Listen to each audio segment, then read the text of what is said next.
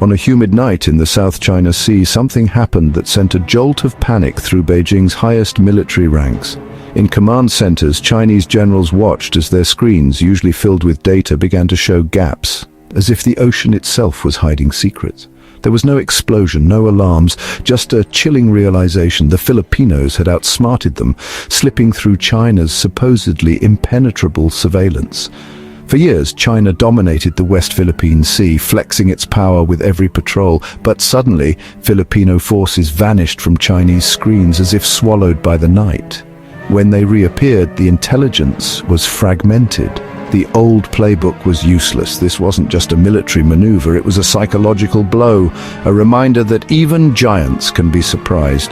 For the first time, Beijing's generals had to consider that the Filipino soldier could become their greatest problem in these contested waters. The balance of power was shifting, and the sleepless nights in Beijing had only just begun.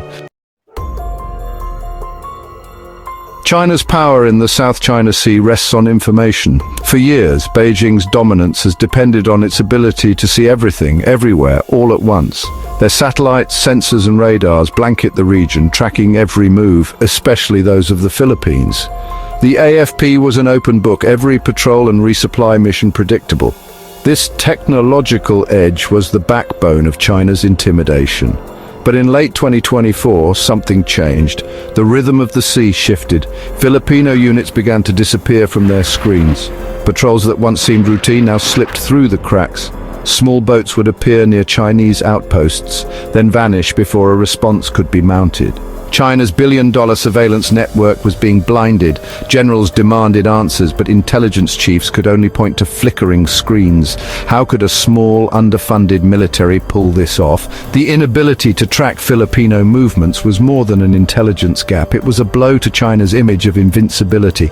If they couldn't keep tabs on a handful of patrol boats, how could they control the world's most strategic waterway? The all-seeing eye had developed a blind spot. In that darkness, a new threat was growing, one China couldn't predict or control. The rules of the game had changed, and Beijing was no longer the only player. The mystery deepened, fueling a growing sense of paranoia in Beijing. Chinese commanders pored over intelligence, desperate to understand how their overwhelming presence was being outmaneuvered. The answer wasn't new tech, it was people. The Filipinos relied on courage, ingenuity, and a deep knowledge of the sea. The AFP had gone back to its roots, adapting guerrilla tactics for the sea. They embraced the element of surprise, using the darkness and the vastness of the ocean as their shield. Filipino special forces in small, fast boats slipped through Chinese patrols at night. Their movements were silent, calculated, and almost impossible to track. They weren't there to fight, but to watch, listen, and gather intelligence no satellite could provide. Every detail they collected was a piece of the puzzle.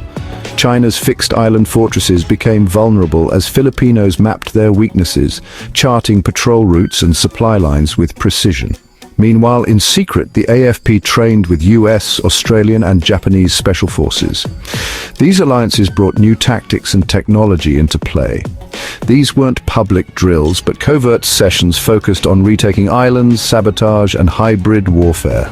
Every exercise sharpened their edge. The Filipinos were learning from the best, developing a doctrine to bleed a larger force. They studied every lesson from past conflicts. The image of a few outgunned soldiers was gone, replaced by a network of highly trained, adaptable warriors connected and ready for anything.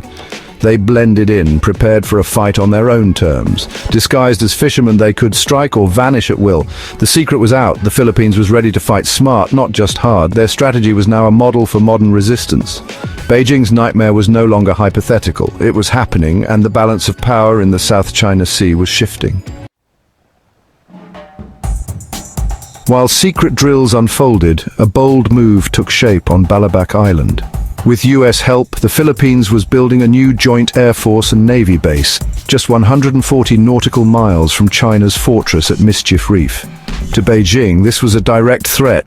From Balabac, jets and missiles could reach Chinese outposts in minutes. The base would house aircraft, ships, and advanced missile systems, turning China's stronghold into a potential trap. This wasn't just about one island. It undermined China's entire anti-access strategy. By building resilient, dispersed bases, the Philippines was punching holes in China's defensive bubble. The threat became persistent and unpredictable. China now faced a distributed network it couldn't easily neutralize. Geography had become the Philippines' greatest weapon.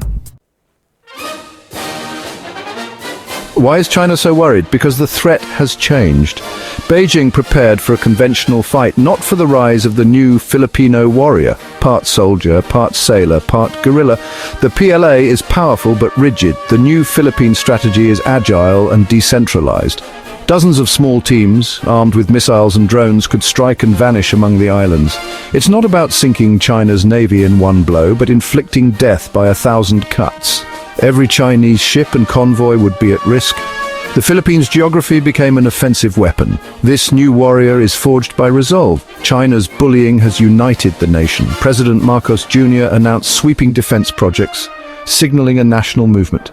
A smaller, motivated force fighting for home is an adversary even a superpower should fear. China is learning it's not just fighting an army, it's facing a nation. The Filipino soldier isn't standing alone. A quiet coalition is forming. US, Japan and Australia are empowering the Philippines as the linchpin of their regional strategy. The most critical support is intelligence. Rumors swirl of a new integrated intelligence sharing network with the Philippines at its center. The US allegedly feeds real-time data to the AFP, explaining their uncanny ability to evade Chinese surveillance. Japan provides patrol vessels, radar and maritime expertise. Australia focuses on special operations and littoral warfare training. This alliance multiplies the AFP's effectiveness. The Philippines brings will and geography, allies bring technology and intelligence. Any attack on the Philippines now risks drawing in powerful friends. Quiet solidarity is building a formidable barrier to Chinese ambitions. The world is taking notice of the Filipino soldiers' courage. In private briefings, US generals praise their professionalism and resolve under immense pressure. Day after day, they face down a superior force armed with little more than determination and love of country. They endure harassment, danger, and psychological stress, but they hold the line. Their sacrifice is a testament to the Filipino spirit. Technology and alliances matter, but in the end, conflicts are decided by human will. The courage forged in the West Philippine Sea is the Philippines' most potent weapon. It earns respect from allies and fear from adversaries. This is more than clever tactics, it's a tectonic shift in Indo-Pacific power. For years, Chinese dominance seemed inevitable. Smaller nations had to submit or be crushed. The Philippines is showing a third way: resist, intelligently and persistently. If successful, this could inspire Vietnam, Malaysia, Indonesia and others to adopt similar strategies. The region could shift from a US-China standoff to a network of resilient, determined neighbors. A successful Philippine resistance would shatter Beijing's aura of invincibility. China would face a coalition, not just a distant superpower. The Philippines is proving that strategy, alliances, and will matter more than sheer numbers. They're defending not just territory, but the principle of law over brute force.